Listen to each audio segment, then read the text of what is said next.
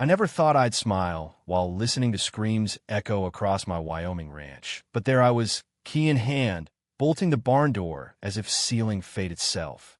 She trespassed one too many times, that self-appointed queen of the cul-de-sac, waving her HOA bylaws like a loaded gun at my eyesore livestock operation. And in that split-second revenge, I didn't just call her bluff. I unleashed hell on four legs. It started 6 months back when I inherited this spread from my late uncle. 40 acres of sagebrush heaven, complete with a horse barn that's been standing since the Dust Bowl. I'm Jake Harlan, 35, ex-Marine turned horse breeder, and I moved out here from Denver to escape the concrete jungle. Peaceful, right? Wrong. Enter Karen Whitaker, 52, bleach blonde enforcer of Willow Creek Estates, the gated McMansion hellhole 2 miles down the blacktop. Our properties butt up against each other. My wild frontier versus her manicured lawns, and she hated every whinny that drifted her way. First offense. My stallions got rowdy one night, and their chorus woke her precious multiple. By dawn, she was at my gate in her Tesla, screeching about nuisance noise violations and slapping a fine on my mailbox. I laughed it off. HOA rules don't cross county lines, but she escalated.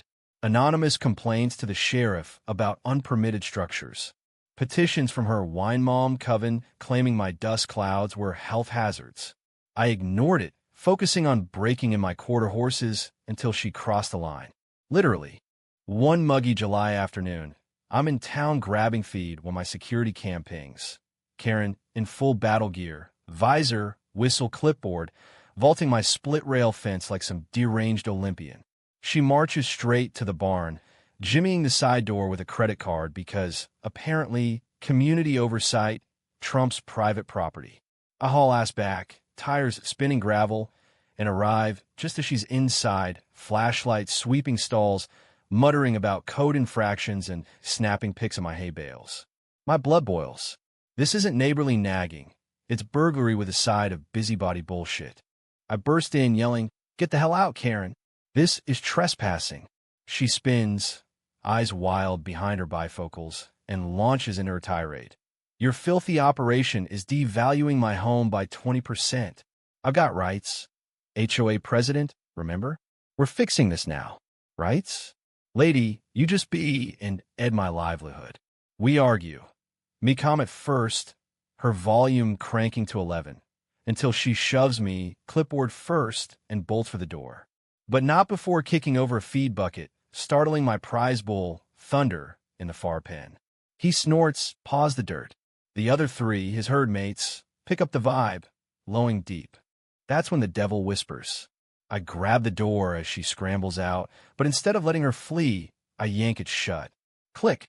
Locked. Her pounding starts immediately. "Harlan, open this. I'll sue. I'll ruin you." I lean against the weathered oak, heart pounding like a jackhammer, and flip the outer latch. Inside, the bulls are rousing, hooves thundering, horns scraping walls. Karen's voice cracks from outrage to panic. "What are you doing? This is assault. Help." "Assault? Try karma, you clipboard crusader." I walk away slow, phone out, dial in my buddy at the sheriff's office, not to confess, but to report a disturbance. By the time cruisers roll up, the stampede's in full swing. Gates rattling, dust choking the air vents. They break into a scene straight out of a bad western. Hay scattered, stalls splintered, and Karen huddled in a corner, mascara streaked, whimpering about emotional distress. The bulls? Unscathed, just riled. Me? I play dumb. She broke in, officer. Must have spooked him. Charges? Trespassing for her. None for me. Her HOA they restructured. Her presidency overnight. Whispers of lawsuits fizzling when video evidence showed her jimmying the lock. Karen slunk back to her cul-de-sac castle, but the bitter pill stuck. Last I heard, she's selling. Divorce papers citing rural trauma. Hubby tired of her crusades. Me? My ranch thrives. Horses grazing free under that big Wyoming sky. Sometimes, at dusk, I hear faint echoes from the barn and crack a beer to the memory. Revenge isn't sweet.